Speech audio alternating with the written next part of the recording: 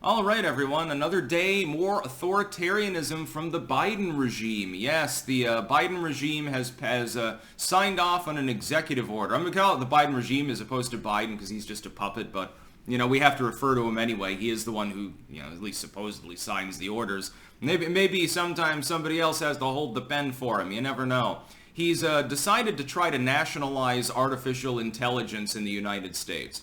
Which means that as far as if it is upheld, if this actually is enforced under the Defense Production Act, by the way, we're going to get into the misuse of that particular act in a moment, the U.S. may as well, unofficial advice, disclaimer, not official investment advice, this is my opinion. If I were invested in any U.S.-based firm that was tinkering with AI that didn't have a good portfolio, like a Google or something, I would probably divest. Because it'll make it less competitive. What the executive order seeks to do, is to force companies that are working on artificial intelligence to give reports to the government on the potential adverse usage of that artificial intelligence for national security purposes. So, could terrorists use it? Could child traffickers use it? Could stalkers use it? Could propagandists use it? See, here's the problem. At least on the propaganda end, all of them can be used for that. So you're tinkering around with your AI, you're creating some sort of an offshoot of ChatGPT or something. The federal government can charge you with a felony if you don't regularly report to them. Why do I think that this is a bad idea? Oh, it's probably because this is literally all about control. And the genie's all out of the bottle already. Artificial intelligence is here to stay. It is being used by propagandists. It's also being used by artists and stuff like that. It's being used by people who simply want to make funny memes and amuse others or trick them for their own amusement. Mostly they are innocuous usages when we're talking about so-called AI systems, when we're talking about the ability of machines to do the sort of self-learning sort of thing, when heavily guided by flawed humans, by the way. When they're able to create machines for medical applications and things like that. And as far as research into diseases and things like that, yeah, it's a kind of a scary proposition that a non-state entity would be capable of using AI systems to explore the realm of microbiology for something other than medicinal purposes. That could be a problem in the future, but there's nothing we can do about it. The other problem is the United States is not a monolith. We're not the only country that's developing AI systems anyway. If we don't develop the AI system that creates a bunch of cyborg robot warriors or something, the Chinese will do it. If we don't create the next super virus, someone else will do it. That's the whole problem.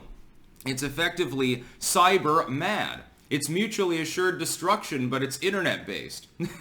It ends, by the way, with the end of that problem in a nuclear war, probably. There's no longer enough humans left around to even, scrape together enough technology to use computers anymore. They revert to the Iron Age or something like that. All the primitivists that are still left might get their wish.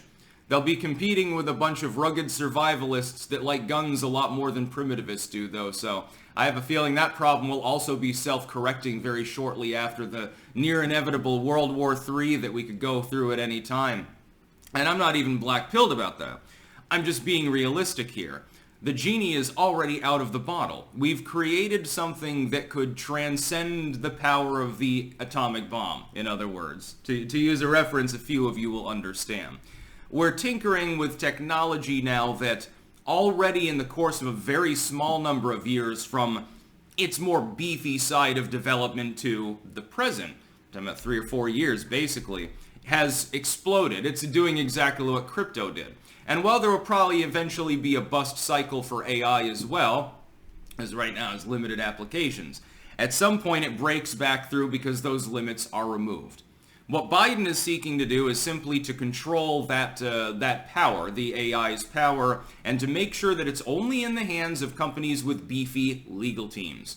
Make no mistake, this is effectively to allow Google and Apple and companies like that to monopolize the technology so that they can make more money, strangulate more small businesses, shove aside more entrepreneurs, just like the SEC will go after Odyssey, but it's not going to go after Apple for doing the same thing. There's a reason for that. As long as you play nice and you donate to our candidates and you help maintain the slavery status quo, everything's okay. Now, to the Defense Production Act. Did you know that the Defense Production Act originally was effectively designed in the Korean War to compel businesses under threat of force to do exactly what the government wanted? It effectively is the end of capitalism in the United States.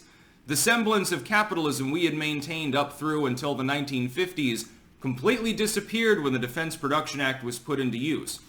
Likewise, it has only been used fairly seldom. It doesn't get invoked that often. Until the Biden administration, he's invoked it 9 separate times. Trump invoked it twice, both in relation to honk, certain medical things that needed addressing at the time, and he didn't really have a choice at the moment when he did so. Clinton invoked it, I think Bush invoked it a couple of times, and Obama. Biden has invoked the Defense Production Act, one of the most obviously unconstitutional, non-working acts ever passed by Congress, almost a dozen fucking times in only a couple of years. I'm not surprised at this. The Defense Production Act, effectively, is the government tries to compel business. You must create this product. You must do this or no license for you. It's all through the bureaucratic system. You see, the problem with the government is mainly bureaucracy. So they create a convoluted network of licenses that you need in order to do X, Y, and Z. What you do is you differentially enforce it. When the businesses inevitably can't actually do all of the things you command them to do, one business, you favor this business, you ignore them. You simply don't prosecute.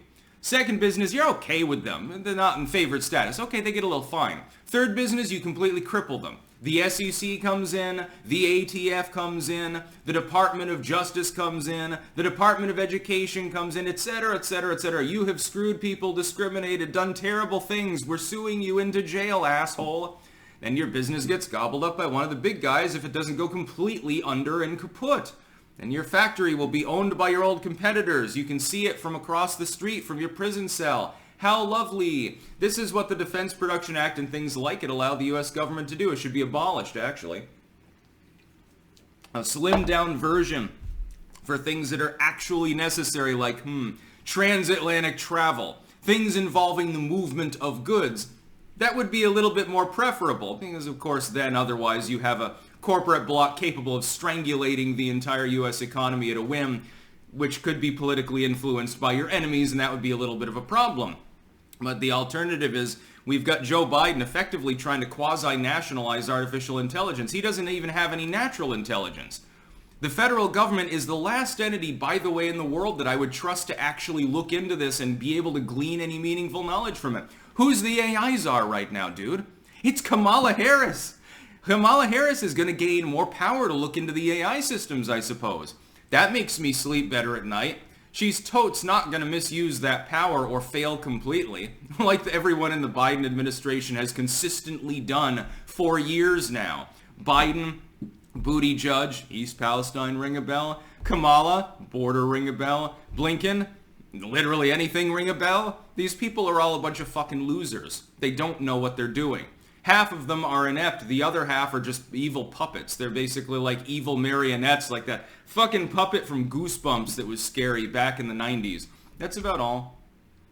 Peace out.